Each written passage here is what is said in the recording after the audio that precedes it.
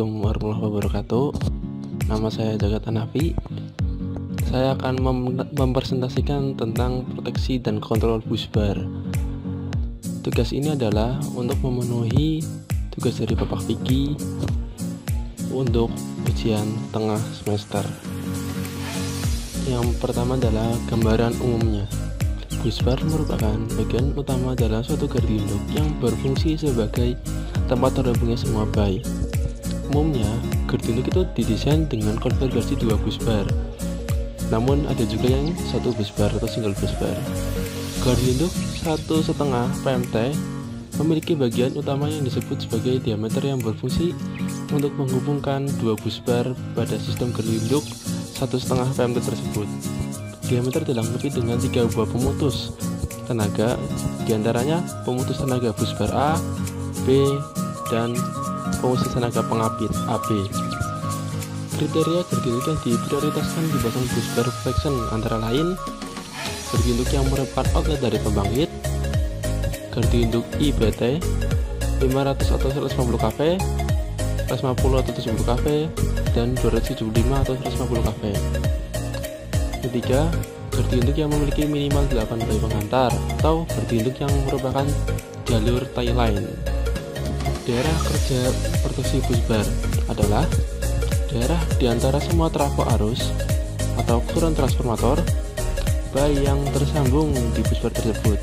Sistem proteksi busbar harus bekerja tanpa tunda waktu apabila terjadi gangguan di dalam zona proteksinya, seperti yang diperlihatkan pada gambar 1.1.2 ini. Namun, untuk gangguan yang terjadi di luar zona proteksinya atau di luar area warna hijau, proteksi busbar tidak boleh bekerja atau relay harus stabil. Ya, selanjutnya adalah diferensial busbar. Prinsip kerja dari proteksi diferensial busbar menggunakan metode Mears Price Circulating Current. Artinya adalah pada kondisi sistem normal atau terjadi gangguan di luar zona proteksi busbar, tidak ada resultan arus yang mengalir ke relay diferensial busbar sehingga relay tidak bekerja. Namun sebaliknya, apabila terjadi gangguan di dalam zona busbar, maka akan timbul resultan arus yang besar dan mengalir ke relay diferensial busbar sehingga relay bekerja. Selanjutnya adalah komponen yang menyusun suatu sistem proteksi di diferensial busbar. Ada beberapa macam. Yang pertama adalah boson. Boson merupakan bagian dari diferensial busbar yang berfungsi untuk menentukan busbar yang terganggu. Yang kedua, checksum. Checksum ini berfungsi untuk memastikan bahwa relay proteksi busbar akan bekerja dengan benar pada saat terjadi gangguan internal. Jadi itu akan bekerja pada saat gangguan eksternal. Ya, ini adalah gambar dari beberapa komponen penyusun suatu sistem proteksi diferensial busbar. Ada busbar A, busbar B, dan checksum. Selanjutnya adalah circulating protection. Circulating protection ini merupakan jenis proteksi yang digunakan untuk mengamankan diameter. Sistem proteksi CCP ini digunakan untuk mengamankan daerah di antara CT pada by TORL dengan CT pada PMT pengapit diameter tersebut. Apabila terjadi gangguan di daerah kerja relay CCP, maka relay ini akan mentripkan 2 buah PMT diameter dan mengirimkan sinyal direct transfer trip atau DTT ke GI lawan atau depan. Selanjutnya adalah legal failure protection. Relay CBF atau circuit breaker failure merupakan proteksi yang bekerja apabila terjadi kegagalan pemutusan PMT saat terjadi gangguan. Relay CBF akan mentripkan semua PMT yang terhubung ke busbar yang sama serta mengirim sinyal direct transfer trip atau DTT ke gardu induk lawan.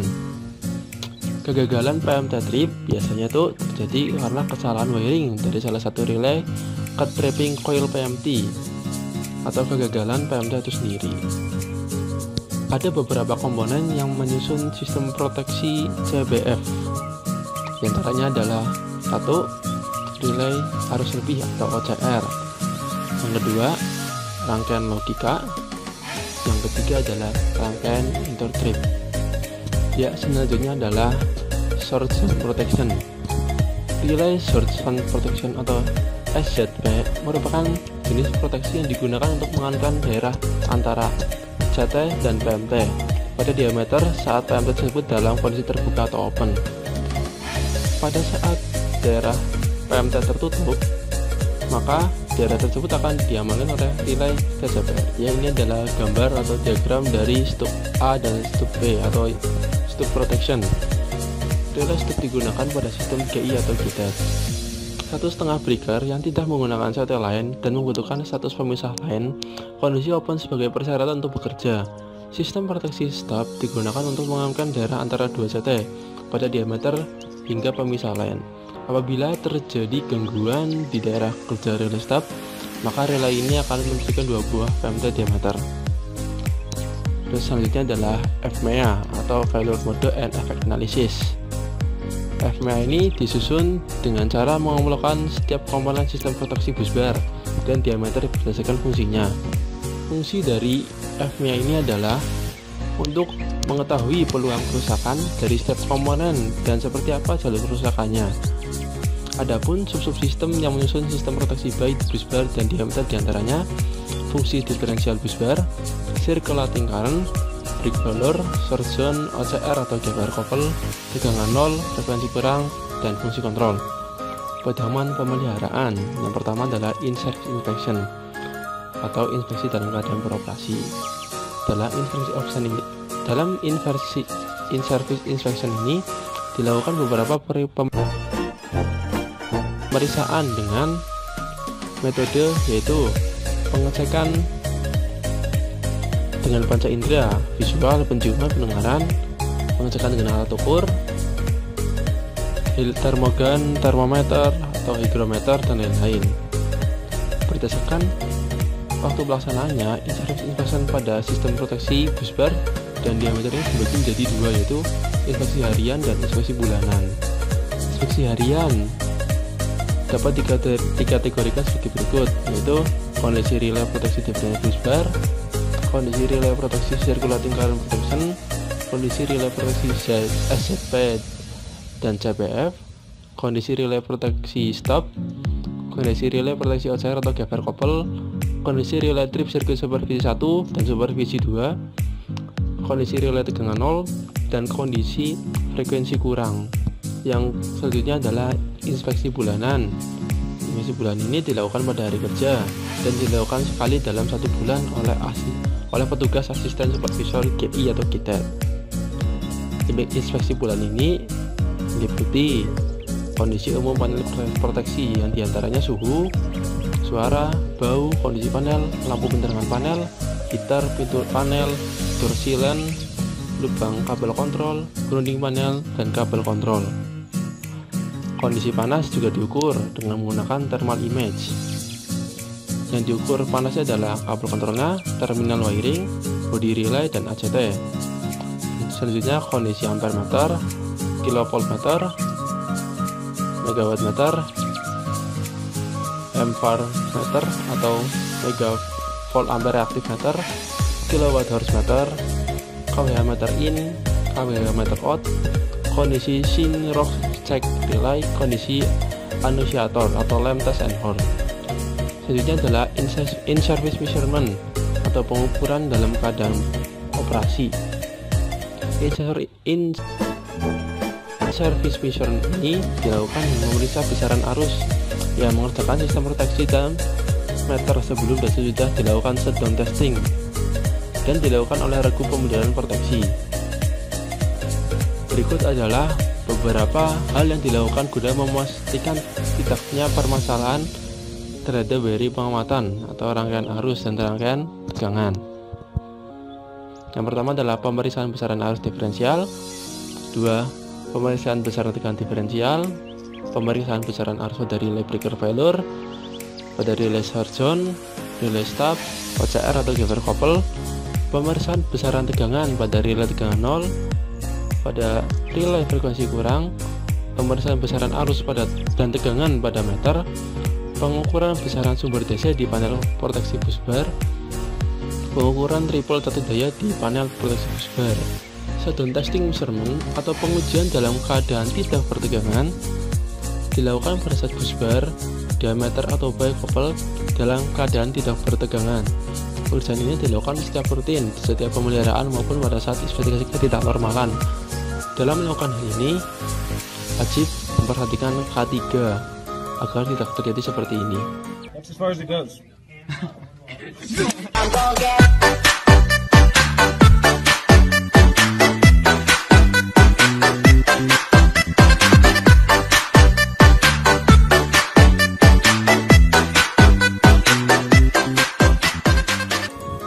Selanjutnya adalah pengujian relay diferensial busbar. Dalam pelaksanaannya, direkomendasikan busbar yang diuji dan 2 bayi dalam keadaan padam atau tidak bertegangan. Yang dilakukan adalah melepas seluruh rangkaian trip buspro untuk seluruh PMT yang berhubung dengan busbar. Yang kedua, melepas rangkaian arus panel proteksi ke arah CT untuk 2 bayi yang akan diuji. Pengujian relay diferensial busbar. Yang pertama yaitu pengujian arus atau tegangan kerja relay, meliputi relay diferensial busbar low impedance dan high impedance. Tipe arus pengujian arus kerja relay dilakukan dengan menginjeksikan arus pada relay diferensial, dimulai dari nilai arus yang relatif kecil dan dinaikkan secara bertahap sampai didapatkan nilai arus yang membuat relay diferensial trip atau off. Yang kedua adalah relay diferensial busbar high impedance tipe tegangan. Pengujian tegangan kerja relay dilakukan dengan menginjeksikan tegangan pada relay diferensial, dimulai dari nilai tegangan yang relatif kecil dan dinaikkan bertahap lagi untuk mencapai tahap nilai tegangan yang lebih tinggi supaya relay diferensial ini trip. Yang kedua adalah pengujian slope. Pengujian slope ini hanya dilakukan pada relay diferensial busbar low impedance. Pengujian slope dilakukan untuk mendapatkan beberapa nilai arus diff kerja pada beberapa nilai arus resist strain dan menggambarkan karakteristik slope dari rel diferensial low impedance. Selanjutnya adalah pengukuran waktu kerja relay. Mengukur waktu kerja relay diferensial mulai dari relay itu dapat menginjeksikan arus atau tegangan sampai relay tersebut bekerja. Yang keempat adalah pengujian stability primer. Pengujian ini dilakukan pada bayi baru dan bila ada pergantian CT dengan menggunakan peralatan injeksi arus rangkaian primer. Pengujian stability primer ini dilakukan untuk memastikan kesiapan komponen pasti busbar dari CT, rangkaian pengamatan, dan relay. Selanjutnya adalah pengujian relay circulating current atau CCP. Dalam pengujian ini ada beberapa jenis. Yang pertama yaitu pengujian arus tegangan kerja relay. Yang pertama pada pengujian arus tegangan kerja relay adalah relay CCP low impedance dan relay CCP high impedance tipe arus. Pengujian ini hampir sama dengan diferensial busbar tadi, yaitu dengan menginjeksikan arus pada relay CCP dari nilai terendah sampai ke relay yang tertinggi sehingga sampai membuat relay CCP itu bekerja trip. Yang kedua itu relay CCP high impedance tipe tegangan, sama seperti relay CCP yang tipe arus, yaitu dengan menginjeksikan tegangan dari yang terkecil sampai yang tertinggi supaya relay tersebut benar-benar bekerja atau trip. Yang kedua adalah pengujian stability primer. Pengujian ini dilakukan pada bayi baru bila ada pergantian CT dengan menggunakan peralatan injeksi arus rangkaian primer, bersama kayak pengujian diferensial busbar stability primer. Selanjutnya adalah pengujian relay circuit breaker, failure, dan relay short zone. Pengujian ini bertujuan untuk mengetahui arus kerja dari relay breaker failure dan relay short zone dengan nilai settingnya. Pengujian ini terdiri dari beberapa jenis, yaitu yang pertama pengujian arus kerja relay. Pengujian arus kerja relay ini dilakukan dengan menginjeksikan arus sama seperti yang tadi, yaitu secara bertahap pada relay CPF dan relay SZP sehingga relay tersebut trip pada nilai tertinggi dari arus yang diinjeksikan. Yang kedua itu pengukuran waktu kerja relay, yaitu mengukur waktu kerja relay CPF dan SZP mulai dari relay itu mendapatkan injeksi arus atau tegangan sampai relay tersebut bekerja atau trip. Selanjutnya adalah pengujian relay arus lebih atau relay gangguan tanah kopel. Pengujian ini ada beberapa yang harus diketahui, yaitu arus kerjanya, arus reset atau kembali, waktu kerja, dan karakteristik dari relay OCR atau GFR kopel dengan nilai settingnya. Yang pertama itu arus kerja aluminium, pick up, dan arus reset atau drop off. Hampir sama seperti yang tadi, yaitu dengan menginjeksikan arus atau tegangan secara bertahap sampai nilainya itu nilai tertinggi, dan relay arus dan relay arus lebih atau relay gangguan tanah kopel ini bekerja sesuai dengan nilai settingnya. Yang kedua itu karakteristik waktu kerja relay.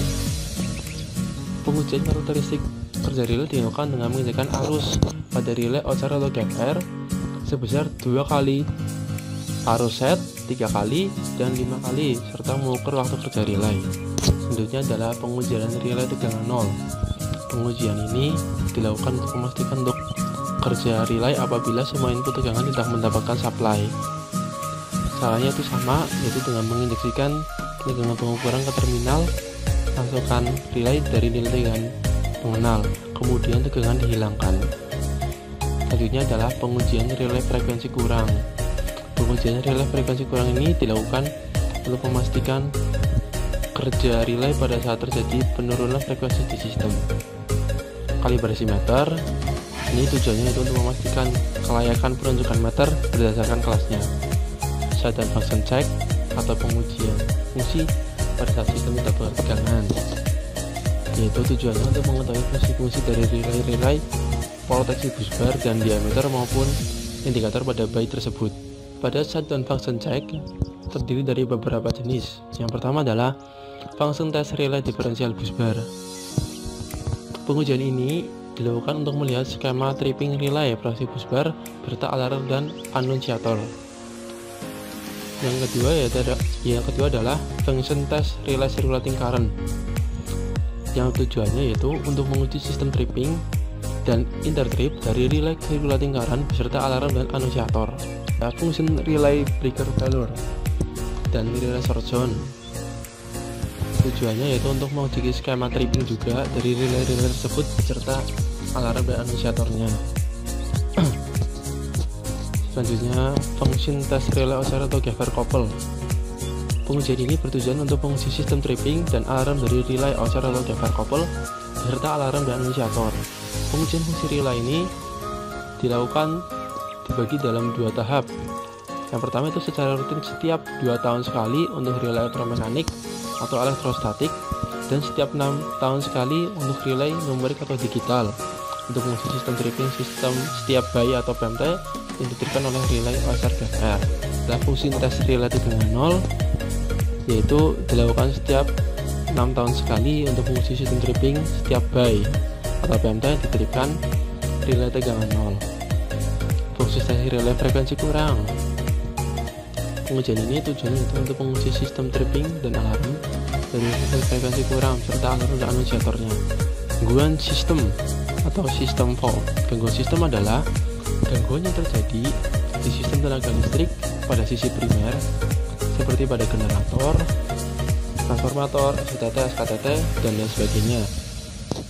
Gangguan non-sistem atau non-system fault adalah gangguan yang menyebabkan PMT itu terbuka bukan karena adanya gangguan di sisi primer yang bertegangan, tetapi disebabkan adanya gangguan di sisi sekunder. Ini adalah bagian sistem dari gangguan pun beberapa kegagalan yang biasa terjadi pada sistem proteksi diantaranya yaitu sensitif, yaitu sistem proteksi tidak bekerja dengan pada nilai settingnya. Yang kedua tidak selektif, itu bekerja pada terjadi gangguan di luar daerah operasinya. Tiga tidak cepat, yaitu sistem proteksi bekerja lebih lambat dari setting waktunya. 4 gagal bekerja, yaitu relay proteksi tidak mendeteksi gangguan atau relay proteksi berhasil mendeteksi gangguan namun gagal membuka pemutus tenaga. Yang kelima itu adalah malah kerja akibat non-system fault. Terima kasih atas perhatiannya. Wassalamualaikum warahmatullahi wabarakatuh.